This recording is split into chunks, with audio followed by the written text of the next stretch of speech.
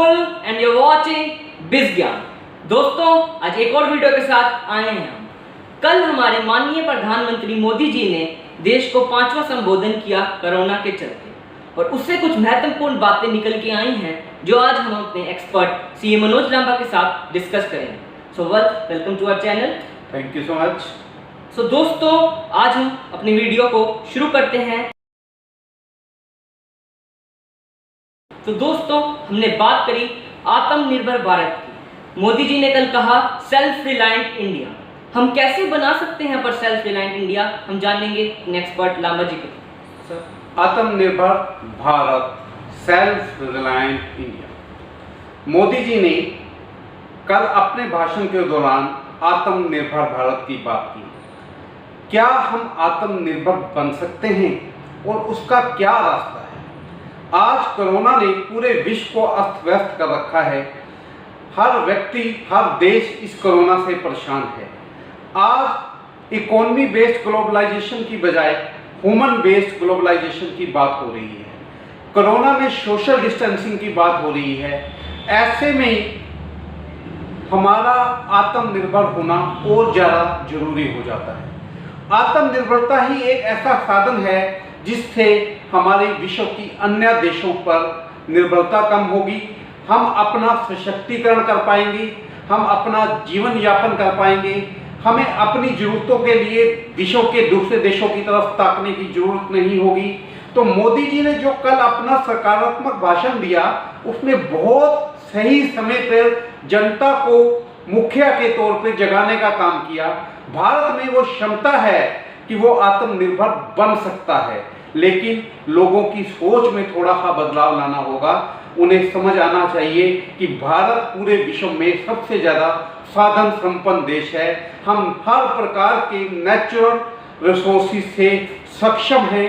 बहुत सी चीज़ें ऐसी नहीं हैं जो विदेश के बहुत सारे देशों में नहीं मिलती, लेकिन भारत के पास सारे नेचुरल रिसोर्सेज, चाहे वो जल है, चाहे वो थल है, चाहे वो आकाश है, चाहे वो आयुर्वेद है, चाहे कई ऐसी चीज़ें हैं जो केवल भारतवर्ष में पाई जाती हैं। आज जरूरत है तो केवल उस शक्ति को पहचानकर, उन संसाधनों का प्रयोग होकर करते हुए आत्मनिर्भर बनने की। तो मोदी जी ने सही समय पे, सही वक्त पे लोगों को जगाने का जो आग्रह किया है, लोगों को उनकी बात को समझना चाहिए और मुखिया की बात का पालन करते हुए देश भर में आत्मनिर्भर बनने का संकल्प लेना चाहिए। अगर हम आत्मनिर्भर बनेंगे तो कोरोना को तो हरा ही पाएंगे, लेकिन 21वीं सदी में भारत को बहुत ऊपर तक ले जाएंगे। Well explained sir.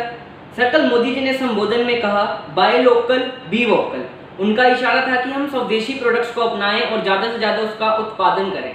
पर हमारे देश में जहाँ ग्लोबल ब्रांड्स का इतना इन्फ्लुएंस है, वहाँ पर लोगों का माइंडसेट कैसे चेंज हो सकता है कि वो स्वदेशी प्रोडक्ट्स का यूज़ करें? जी, मोदी जी ने जो कल दूसरी बात की, be local buy local be vocal, बहुत सही कहा ये भी उन्होंने। क्योंकि आज देश में कुछ लोग, कुछ तबका ऐसा है जो विदेशी ब्रांडों के प्रति आकर्षित है। तो यहाँ पे मैं बताना चाहता हूँ उनका आकर्षण विदेशी ब्रांड्स की प्रति क्यों है। आज बहुत से प्रोडक्ट हम चाइना से खरीदते थे, उसका कारण ये था कि वो प्रोडक्ट बहुत ही ज़्यादा सस्ते थे। पहला कारण कि प्रोडक्ट सस्ते थे। दूसरा, विदेशी चीज़ों के प्रति आकर्षित होने का कारण उनकी अच्छी पैकेजिंग, अच्छी लॉजिस्टिक व्यवस्था और अच्छी क्वालिटी। भारतवर्ष में ये योग्यता है, संसाधन होते हुए उनके कारीगर, उनकी लेबर, उनके साइंटिस्ट इतने सक्षम हैं कि वो अपनी शक्ति को पहचाने तो लोकल ब्रांड को भी ग्लोबल बना सकते हैं। इसलिए मोदी जी ने यह आग्रह किया कि छोटी से छोटी चीज़ आप अपने भारतवर्ष में निर्मित करने की सोचें। अगर भारत हर चीज़ का निर्माण खुद कर पाएगा तो किसी वस्तु के लिए हमें विदेशों का मुंह नहीं ताकना पड़ेगा। और अगर हम अपने विदेश की चीज़ को ही खरीदेंगे, अपने देश की चीज़ को ही खरीदेंगे, तो विदेशों की जरूरत नहीं है। और अपने ब्रांड के आप खुद एम्बेसडर बन जाइए। एक भारतवासियों की मेंटेलिटी है कि वो अपने भारतवर्ष में तो कमियां निकालते ही निकालते हैं, अपनी इंडियन प्रोडक्ट्स में भी कमियां निकालते हैं। अपने बच्चे को कोई बुरा नहीं कहता। उसी तरह से हमारे देश के जो प्रोडक्ट्स हैं उसको भी आप बेहतर बताइए, बेहतर बनाइए अच्छी क्वालिटी के साथ, ताकि जो हिंदुस्तान के लोकल प्रोडक्ट हैं वो ग्लोबल बन सके। और मेरा पूर्ण विश्वास है कि ये संभव हो सकता है, और इसी मुहिम के हाथ हम आपके हाथ जुड़े हुए हैं बीज ज्ञान। बहुत अच्छा सर, पूरी दुनिया जब इसे एक संकट के तौर पर देख रही है और मोदी जी ने एक अवसर यानी कि एक अपॉर्चुनिटी बताया इंडिया के लिए, वो कैसे सर? जी, मोदी जी ने कल बताया कि लोग ये बातें करते थे, विश्व ये बातें करता था कि 21वीं सदी भारत की होगी, और वो समय अब आ गया है कि कोरोना भारत के लिए संकट नहीं, अपॉर्चुनिटी बन के उभरेगा। कैसे बनेगा ये अपॉर्चुनिटी, मैं बताता हूं आपको। आज विश्व के मैक्सिमम कंट्रीज ने व्यापार की जो डील्स चाइना के साथ थी, चाइना जो वर्ल्ड की इकोनॉमी, बड़ी इकोनॉमी बनने जा रहा था, उससे अपनी बिजनेस डील्स कैंसिल कर दी हैं, वहाँ से अपने बिजनेसेस दूसरी जगह शिफ्ट कर रहे हैं, और उन सब के लिए भारत एक आकर्षण का केंद्र बना हुआ है। उसका एक बहुत बड़ा कारण है कि हिंदुस्तान यंगिस्तान है। मोदी जी हमेशा ही करते रहे हैं, सबसे ज़्यादा यूथ, सबसे ज़्यादा बड़ी वर्क फोर्स अगर विश्व में कहीं है तो वो भारत के पास है। अगर वो लोग भारत में आना पसंद करते हैं, या मोदी जी कुछ इस तरह की व्यवस्था देश में कर देते हैं कि वो लोग भारत की तरफ शिफ्ट हो सकें, भारत एक अट्रैक्टिव इन्वेस्टमेंट हब बन सके, तो वो लोग भारत की तरफ आएंगे। और अगर वो भारत की तरफ आएंगे तो भारत का जो 5 ट्रिलियन इकोनॉमी का सपना है वो साकार होने में मुझे कोई देरी नजर नहीं आती। वेल एक्सप्लेन्ड सर, आपने कहा ह्यूमन रिसोर्स जो है एक कंट्री का बिगेस्ट एसेट है और इंडिया की बिगेस्ट वर्कफोर्स है वर्ल्ड में, तो हम इस वर्कफोर्स के थ्रू मैक्सिमम आउटपुट कैसे दे सकते हैं, और अब तक हम ये करने में समर्थ क्यों नहीं रहे थे? जी, इसका एक मेन कारण था कि भारतवर्ष में अभी तक जो हमारा यूथ था, जो पढ़ा लिखा यूथ था, वहाँ पर ब्रेन ड्रेन की एक कंसेप्ट, विदेश वाले हमें ज़्यादा अच्छी सैलरी देकर हमारा देश के प्रति मोह भंग कर देते थे, और विदेशों का जो आकर्षण था, हम विदेशों की तरफ भागते थे। जो हमें साइंटिस्ट बनने के बाद, डॉक्टर बनने के बाद, इंजीनियर बनने के बाद, एडवोकेट बनने के बाद योगदान अपने देश में देना चाहिए था, अपने देश को विकास करने के लिए, major of our youth has gone to abroad. और आज आपने कोरोना काल में देखा कि विदेशों में उनका क्या ख्याल रखा जा रहा है। तो यहाँ पर भी भारतीयों को अपनी सोच में थोड़ा सा बदलाव लाना पड़ेगा कि जब संकट आता है तो देश की याद आती है, घर की याद आती है। देश से बढ़ के कुछ नहीं है, घर से बढ़ के कुछ नहीं है। और जैसे आपने कहा कि हमारे पास विश्व की सबसे बड़ी वर्क फोर्स है, तो क्यों ना उस वर्क फोर्स का जो ज्ञान है, उस वर्क फोर्स की जो क्षमता है, उस वर्क फोर्स की जो एनर्जी है, और वो जो यूथ में एनर्जी होती है, वो एनर्जी हम लगा दें भारत को सेल्फ रिलायंट बनाने में, देश को आत्मनिर्भर बनाने में। और अगर ये हो पाया और हम अपने लोगों को समझा पाए, अपने मुखिया के आह्वान को लोगों तक पहुंचा पाए, तो भारत वास्तव में एक दिन दोबारा सोने की चिड़िया कहलाएगा। इसमें मेरे को कोई संदेह नजर नहीं आता। वेल सेड सर, और हमारे बिजगान का मोटिव भी सर यही है कि हम छोटे यूथ को ग्रो करें जिससे बड़े एंटरप्रेन्योर्स निकल सकें। जी, आपका इनिशिएटिव बहुत अच्छा है, और इसमें हम लोगों की हर संभव मदद करेंगे, खासकर छोटे उद्योगों की। उन्हें यह समझाने के लिए हम सक्षम हैं यहाँ पे कि छोटे उद्योग को बड़ा कैसे बनाया जा सकता है, आप अपना ब्रांड नेम कैसे कॉन्टेक्ट कर सकते हैं। और मोर एवर मोदी जी ने जो नारा दिया कि लोकल के लिए वोकल बने, तो हम उसके लिए तैयार हैं। आज से हम अपने लोकल प्रोडक्ट के लिए ही वोकल करेंगे, और अपने लोकल ब्रांड को ग्लोबल कैसे बना सकते हैं उसके लिए व्यवसायों की मदद करेंगे। Well said sir, Modi ji अपने हर संबोधन में स्पिरिचुअल और एशियंट इंडिया के ट्रेडिशन को बहुत इंपॉर्टेंस देते हैं, और इसे हम डिफेंडेंट भी कह सकते हैं कोविड-19 के अगेंस्ट। तो आप इसको एक्सप्लेन कीजिए कि हमारा आयुर्वेद, हमारे ट्रेडिशन कैसे हेल्पफुल है कोविड-19 के इस खतरे से बचाव के लिए। जहाँ तक स्पिरिचुअलिटी की बात है, अध्यात्म की बात है, तो मोदी जी इसका जिक्र करते रहे हैं। जो अध्यात्म की शक्ति है, जो स्पिरिचुअलिटी की शक्ति है, उसे पूरे विश्व को पहचानना होगा।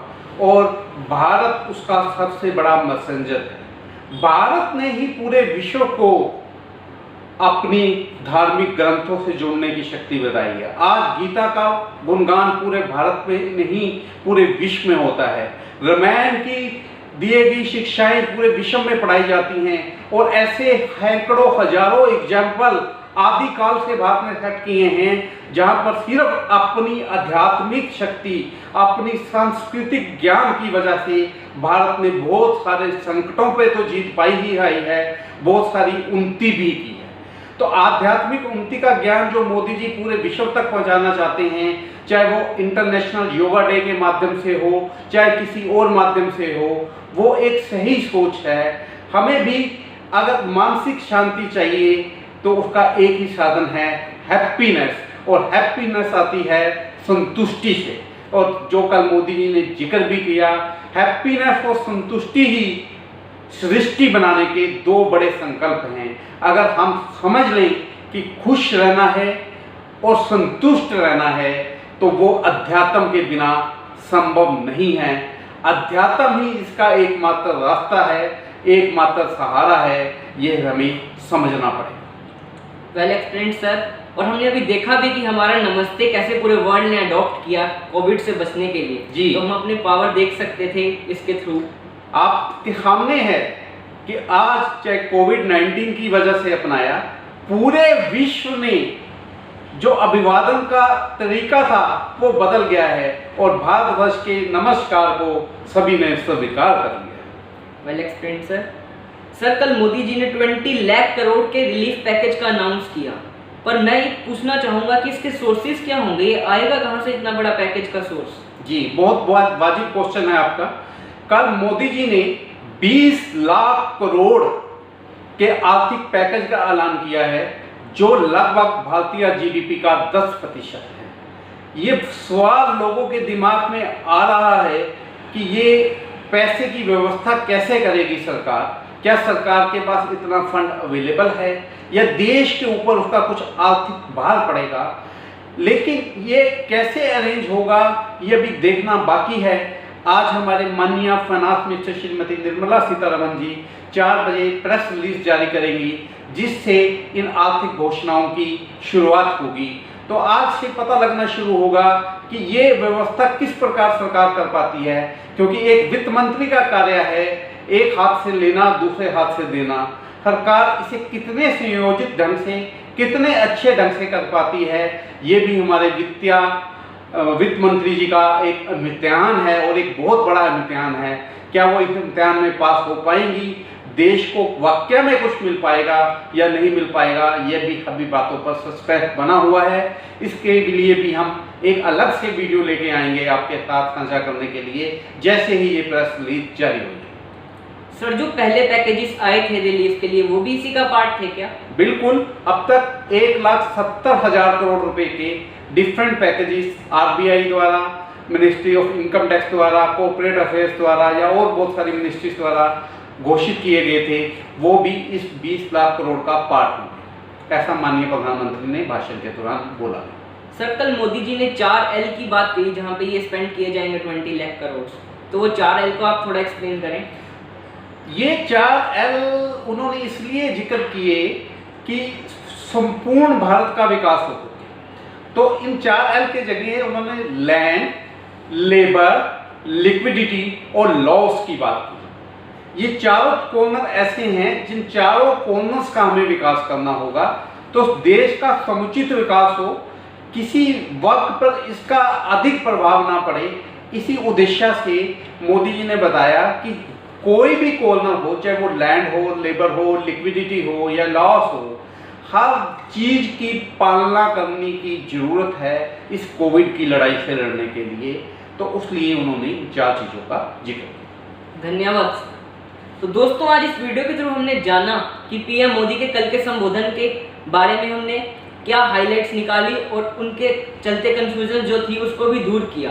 तो दोस्तों आप हमारे साथ इसी तरीके से बने रहिए and be with us and grow with us. Stay tuned to BizGyan। Thanks guys for watching this video. Thank you so much. नमस्कार।